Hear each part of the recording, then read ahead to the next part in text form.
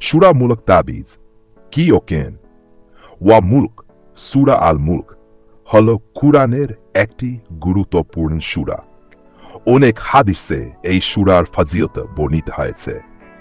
তাবিজ আকারে কেউ কেউ এটি ব্যবহার করেন সুরক্ষা, বরকত ও বিপদ থেকে বাঁচার উদ্দেশ্যে।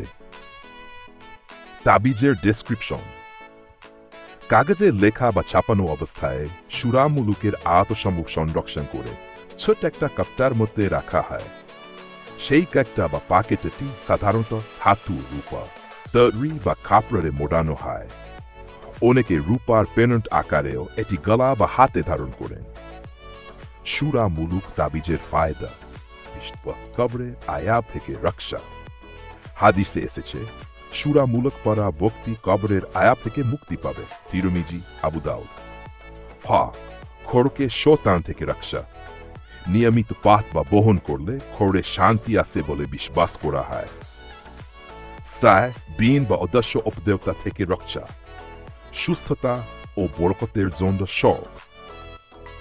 তাবিজ ব্যবহারের নিয়ম: শরীর ও অন্তরকে পবিত্র রাখা। তাবিজ ব্যবহারের পূর্বে ওযু করে নিতে হয়। মেয়েদের জন্য হায়েজ বা অপবিত্র অবস্থায় তাবিজ স্পর্শ না করাই উত্তম। পাক পরিচ্ছন্ন জায়গা রাখা।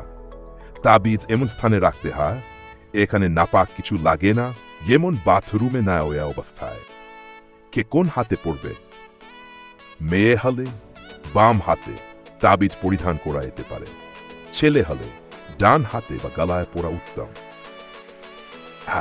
রূপ ব্যবহার: তাবিজের খোল যদি রূপার হয় তবে তা শরীয়তসম্মতভাবে গ্রহণযোগ্য। বিশেষ করে পুরুষদের ক্ষেত্রে স্বর্ণের ব্যবহার নিষেধ, কিন্তু রূপার অনুমতি রয়েছে।